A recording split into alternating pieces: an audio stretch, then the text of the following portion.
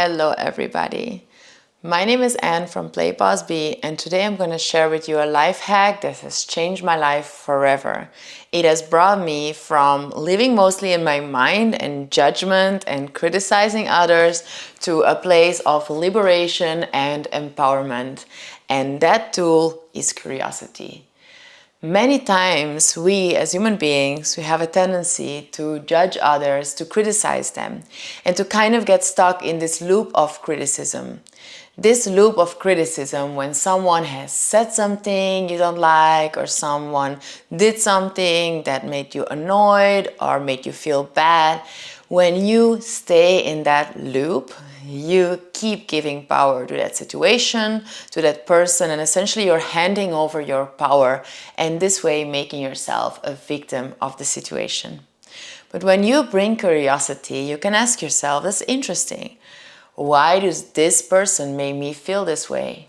What are other ways that I can engage with the situation?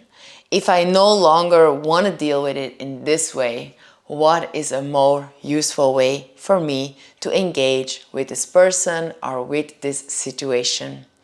So next time you find yourself judging, feeling that you want to change behaviors of others, or you want them to do something in order for you to feel more relaxed, more at ease, start with inviting relaxation and ease in this moment already.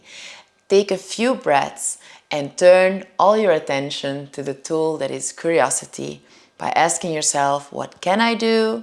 How can I engage with this differently? And if I felt truly in power of my life with love and compassion for who I am and giving integrity and space for the others to be who they are, what would I do? And how would I want to think about this right now? So I'm super excited if this is something that's useful for you.